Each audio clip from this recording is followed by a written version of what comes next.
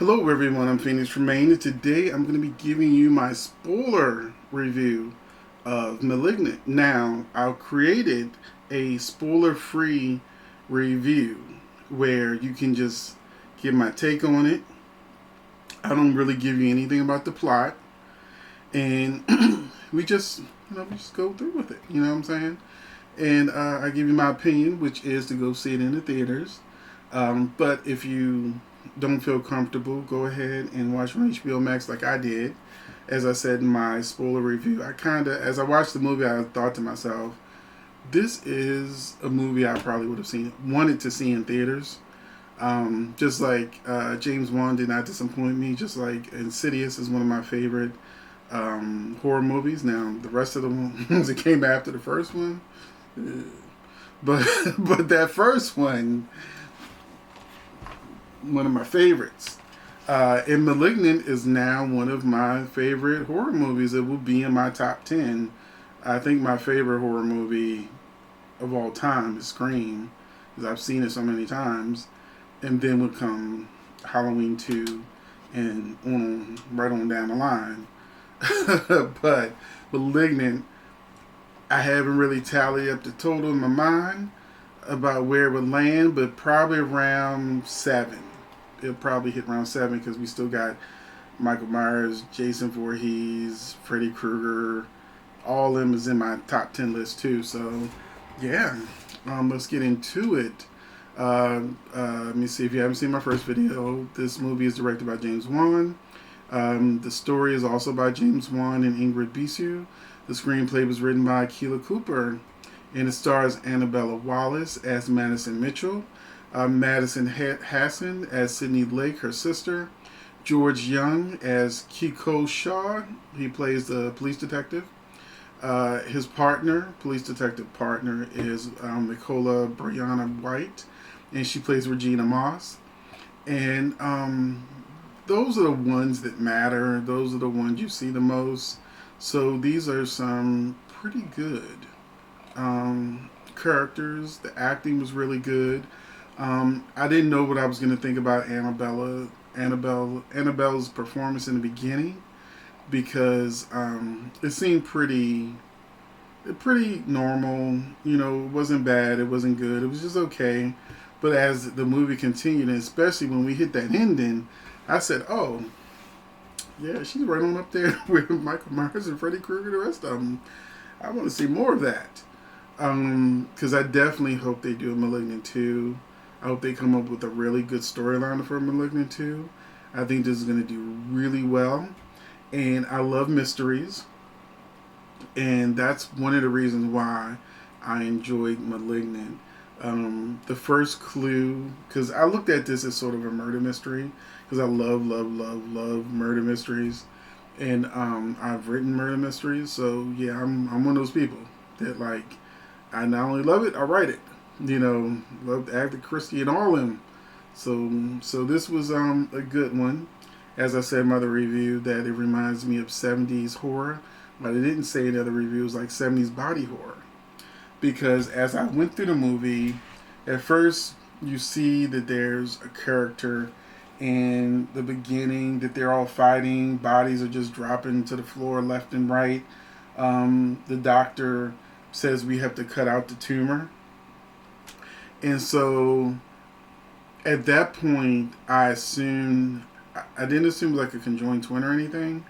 I just assumed that maybe there was something in her brain or something that was causing her to have this behavior, and that they had to cut that part of her brain out.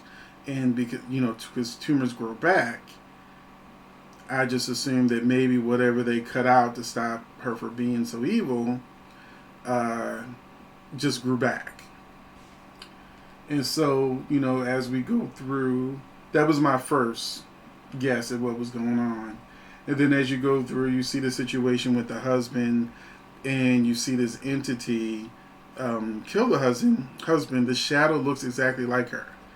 So because they were showing her looking at him, and then the shadow appeared, I started to think, well, maybe this is demonic possession.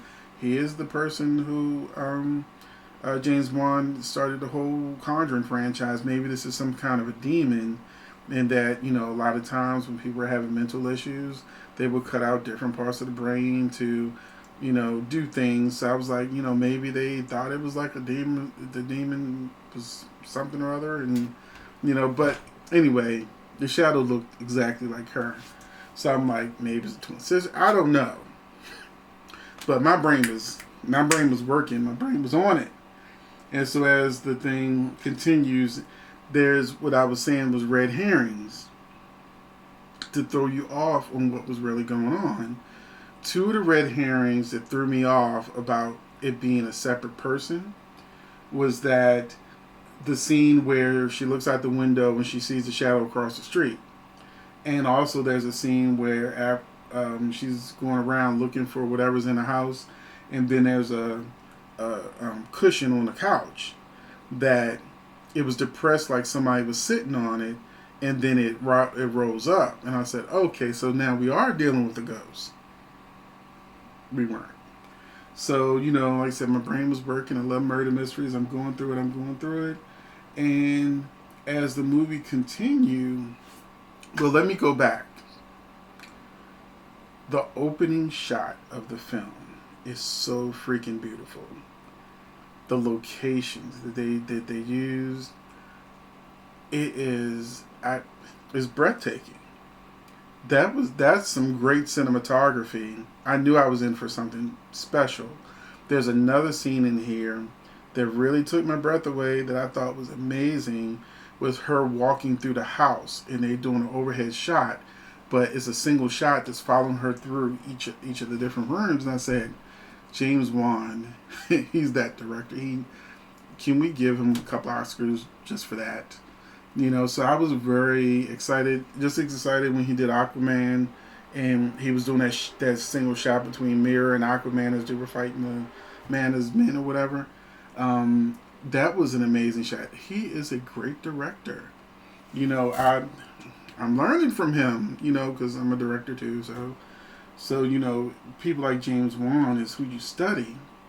There's another shot in the movie where she's just standing at the wall, and she's just staring. She's standing in front of a wall, and her shadow is there. The shadow looks exactly like the shadows that killed her husband, and following her around. So I said, okay, this is a demon, shadow, twin, something. But that was just another clue that sort of just let you know that's her. Then we have the obligatory scene of people being stupid in horror. So there's a woman giving a tour, an underground tour, and the shadow has found her. The lights are blinking. She's saying hello, like they always do in horror, when they should be running. like this is where if I was in a theater, somebody probably would scream, "Run, bitch!"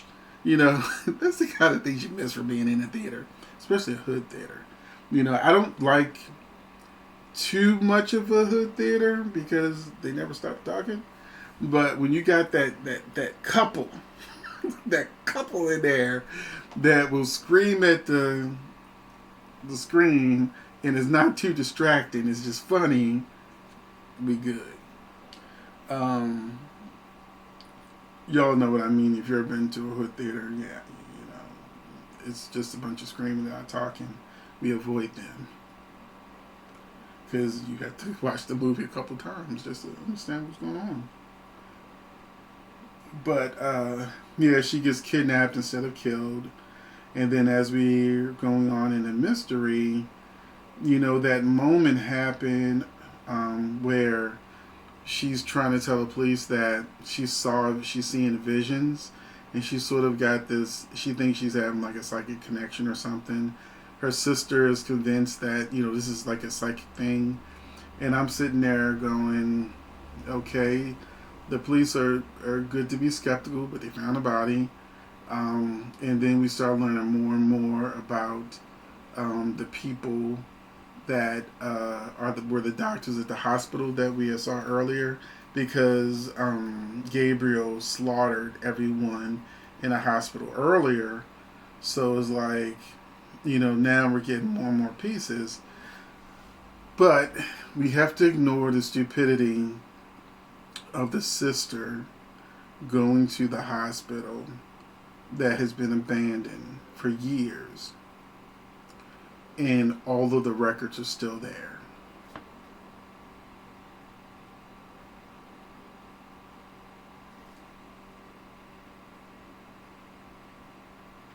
I was a paramedic. That is, it's called a HIPAA. That is a HIPAA violation like I've never seen before. People's records just sitting in an abandoned building, abandoned hospital, whatever. And the doctor's all alive and whatnot. And so you mean to tell me that this doctor that was working on Emily actually didn't take her records with her, but she had little flash drives with it on it? That was stupid. That was just some horror crap that we've seen many times before. But what actually gave it away is when they finally show like the police detective. For some reason, he decided on his own, without calling anybody back up or nothing, to go see if the third doctor was safe. And he should have called it in. That's another thing that these movies do. They act like police are like solo on their own, just doing their own thing. No, they got protocols. They call stuff in. So if they didn't call it in, it's because they're up to something. But when he got into the building and he saw the killer was walking backwards. Like, the killer was walking backwards, but they were walking in a forward manner. And that's when I said, oh, that's what's going on. I didn't figure this shit out. Like, well, it took me an hour, but but that was like the final clue that I needed to know what was going on. That the killer was walking as if they were walking backwards when they were going forward. Their arm movements, everything, it was like this, and you're, walking, back or whatever. And so then I started thinking about the horrors, the 70 movies, horror movies from the 70s, where they would make these big reveals of the face of the monster, which could have been in somebody's hair pulled back or something to that effect. Because I felt like I saw it in another movie, but I couldn't remember what movie it was. If you know which movie it was, let me know in the comment section. But there's lots of movies. I saw one on Shudder. I didn't watch it, but I remember watching it back in the 80s. I think it was called Basket Case. Yeah, I watched Pumpkinhead and Basket Case and, Angela's Demon Party, whatever it was. When I was younger, I went to Blockbuster Video and other video stores, and I just got 80s and 90s horror. Mm-hmm. So back when video stores existed. But once I saw that, I knew that it was her, and that it was controlling her, as sort of like the conjoined twin, which takes us back to the whole malignant tumor type situation. And then I started thinking, every time somebody got killed, her pillow would be a spot of blood or whatever. And I said, oh, that's because that's his face. When she lays back, she's laying on his face. His face is bloody because it's inside her head. So everything started to make sense. I did really feel for this character, especially when she was in jail and they started beating her up. And I wanted her to kill all them bitches. She did. She didn't just kill all the bitches in the jail cell. She killed all the motherfucking police officers, except for the two that are part of the story. The bitch was like, "Oh shit! Oh man, that was such a fun scene." Especially seeing the women who were stomping her really get it, because I don't like bullies. any scene where a bully gets what's coming to them, thank you for that. So, the way it ended, it was just really a fight between Maddie and herself. And I kept thinking to myself, I hope this doesn't end the way these movies would typically end. It ends one or two ways. The person gets killed, usually by someone they love, so it would be the sister that would kill her. Or a cop, would come just when she's back to herself again, would end up shooting her, and it'd be like that sad ending or whatever. Or the last shot is her in a mental institution in a straitjacket, and she's rocking back and forth, and you can hear her still talking to Gabriel. This ended in a way that I felt was cool, that the police officer really had nothing to do with it. The police guy arrived, but he was down for the count, and a few he didn't die, he was down for the count. And then it was between her and the sister, and then when the sister died, I was like,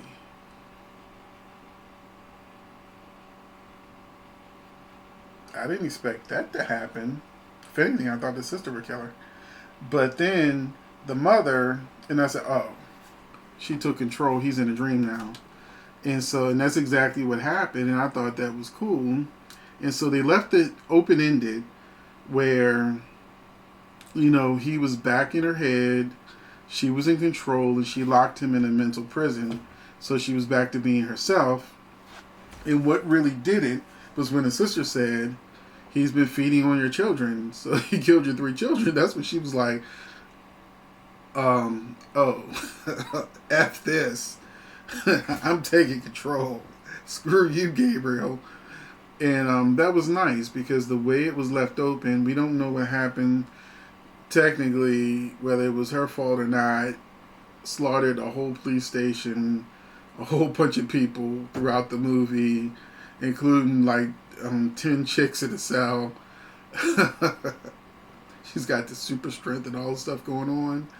And, just her and her sister hugging each other, saying, hey, I've always wanted a blood connection, and I didn't realize that I had what I was looking for all the whole time. They give each other a hug. And then there's sort of like a little light flicker as it goes off. Now, this could easily mean that she was actually the one in the dreamscape, if you want to inception this. But I really think it was just to show you that Gabriel ain't done. That she may have locked him away, but it was just a tiny flicker.